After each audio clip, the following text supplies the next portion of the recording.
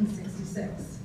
She then went on to Brockport University, from which she graduated magna cum laude in 1970 with a Bachelor of Science degree with a major in K-12 physical education. In 1981, she was granted a sabbatical leave from Blaine Central School, where she had taught since 1971. She received a fellowship at the University of Albany in order to complete her Master of Science degree in Special Education, graduating summa cum laude. While at Albany, she completed internships in special education while also taking graduate classes at night. After returning to BCS, Ginger was both vice president and then president of the Teachers Association. She was instrumental in continuing Make a Difference Day, where students collected food and clothing for needy families. The flagpole and bench that is currently in the park in downtown Pavilion was purchased with some of the funds as well. She also organized students and teachers to participate in Habitat for Humanity, the Make-A-Wish Foundation, and volunteers to man the kettles for the Salvation Army. Ginger considers herself blessed with many talented students while teaching and coaching at Pavilion. She was also an accomplished coach of field hockey, soccer, basketball, volleyball, and softball. She had several undefeated seasons with many of her teams and was selected Coach of the Year many times in these sports within the GR League and at the local sports banquet held in Pavilion. Sectional and regional titles were won in volleyball, and sectional titles were won in field hockey.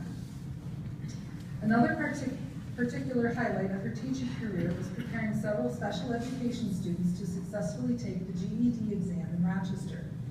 Ginger cared a great deal for all students, but those special ones were very close to her heart. After a bullying incident, and students from each grade level developed the Student Code of Conduct, which is still used today. Upon her retirement from coaching at Pavilion in 1999, a banquet was held in her honor where donations were made by students, their parents, and staff. Ginger used these monies to establish the Ginger Sackle Award, which is given annually to a female student athlete at graduation. Ginger retired to North Carolina, where she is still involved in the community. Her volunteer activities included Domestic Violence and Rape Crisis Center, and she's helped to organize and run field days for elementary special education students in her county. She was a member of the board for a group home for the mentally challenged adults. She also organizes games and arts and crafts in the adult life skills class at the Transylvania Vocational Services. She helped coach mentally challenged adults in volleyball on Saturdays so that they could compete in the state championship, in the state competition in Raleigh, North Carolina. Her personal achievements include coaching field hockey players from Section 5 and 6, some from Pavilion, to winning gold medals each of 3 summers at the New York State Empire Games. She also designs and creates stained glass items as gifts for family, friends, and organizations. Her most notable achievement, however, is having successfully dealt with some of her multiple sclerosis limitations.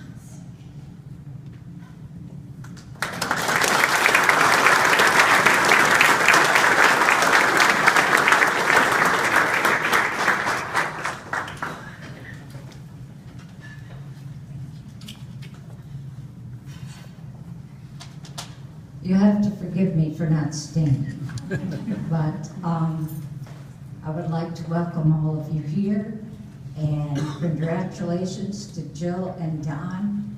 And like Jill, I am truly honored and humbled by this award, as I know there are many Pavilion graduates that have and continue to make a positive difference in our world. I am also very thankful to my family. My sister Phyllis is here, and my nieces, Mary Beth and Mikey and Kelly, and to friends and my buddies from high school who we got in trouble together. Marion, Marilyn, and Marianne, all my friends started with an M. But they are very good friends and very good people. And of course, my nominator, Mike Haywood, who was our school nurse for a number of years and became a good friend, and her husband, Ron. that all being said, since moving to North Carolina, I have had to learn a new language. Hi is hay. A shopping cart is a buggy. A car is a vehicle. A week from Saturday is Saturday week. And if you are flustered or frustrated, it is frustrated. And you don't ring a doorbell, you mash it. So it took me a while to understand, friends.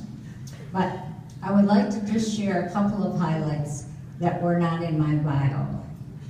When I first started at Pavilion in 1971, I was expected to coach JV and varsity field hockey, JV and varsity basketball, freshman JV and varsity volleyball, and track and softball field days. Back then, JV was junior honor and varsity was honor. And all of this was done for no pay. The girls had to wear the same tunic for every sport. It was a blue jumper with pleats in it and a white blouse with no numbers on it for every sport. The next year, I received $400 total for coaching the same teams. And I convinced Coach Bubbles that girls should have shorts and tops with numbers on them. So girls teams, and the other thing was girls teams were only able to use the gym after the boys were done. So as you can see, the girls sports teams have accomplished much and have come miles and miles since then. But speaking of Coach Buttles, I know you all have memories of his legacy at Pavilion. I was very saddened by his passing. We worked together for over 20 years, and I will always hold him close to my heart. In all those years, I never heard him raise his voice in frustration or in anger. I learned a great deal from him, and he did come to respect female athletics. After the superintendent said, "You will practice and rotate with the girls," because he had a daughter playing.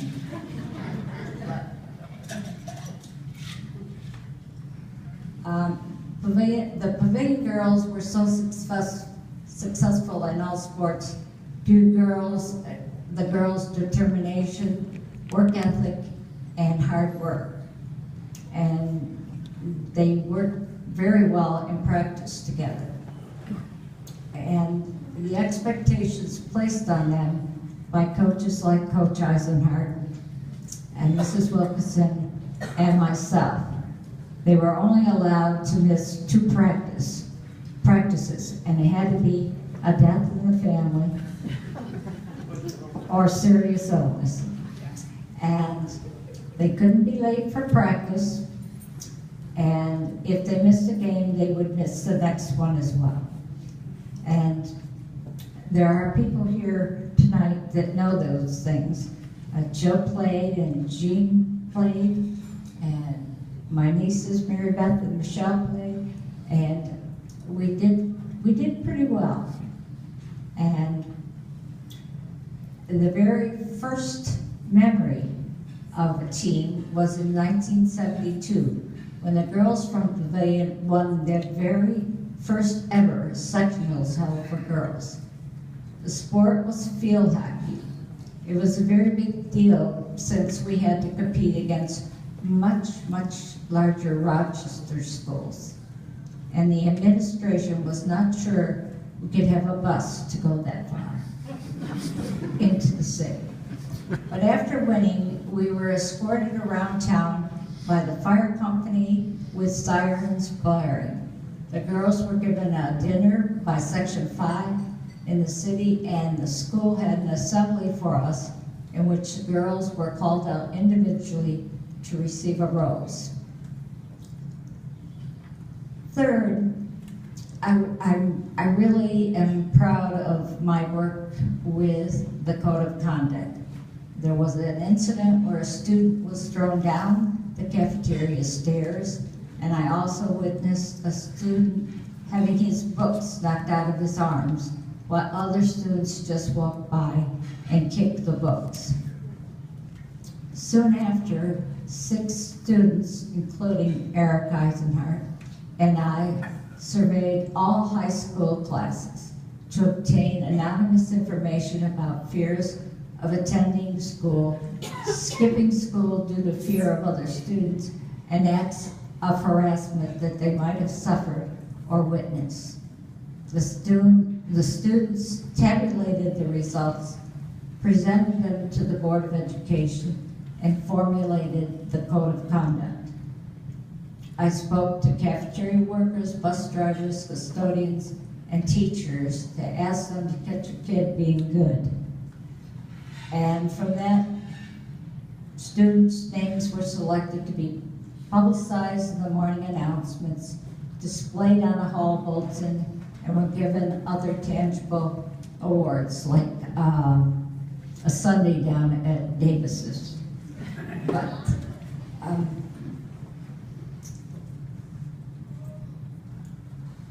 the bottom line is, please encourage any student that you know to treat everyone with respect and not be involved in harassment, and to report any incident that they are aware of. It is the honorable and the right thing to do. One last page. Bear with me. Lastly, I would like to share a couple of thoughts about the volunteering that I have done since retiring. Having had the opportunity to work in a rape, domestic violence crisis office, you can only imagine the pain that surrounds this issue. Please, if you know of anyone that is suffering from abuse, encourage them to seek help or to leave the situation. I have also had the opportunity to be committed to Special Olympics and with special need adults. Mrs. Wilkinson and I coached a group of learning disabled adults in volleyball on Saturdays for 8 months. We were lucky enough to earn a trip to Raleigh for the state summer games. One team member who never ever had a serve go over the net in practice, despite lots of encouragement, had 5 successful serves go over the net at Raleigh. I was so excited. He was excited, and so were his parents. He was 41, short, and never played on any sports teams in his life. And we never won a single game. One last incident. In my housing development in North Carolina, a Chinese family has their home. The family had very little English ability. The father, after failing his citizenship exam twice and having taken the literacy course, and knowing that I had been a teacher, asked me if I would help him. I didn't know any Chinese, but I said, okay. So every Saturday for 6 months, we practiced pronunciation over and over. There are certain words Chinese people don't pronounce, like Z's and V's, but he, lo and behold, his name was Kurzing, was very motivated and worked very hard. And he took the exam at the end of the time and passed the exam. And it was a true highlight in his life and in mine. So the bottom line is never too late to pay it forward. And I encourage you to do so. You receive far more in return than the recipient.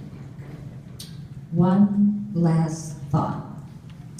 I had asked the kids up at school if they knew the school song, and they didn't.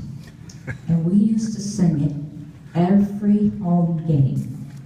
So I ask you to sing it with me.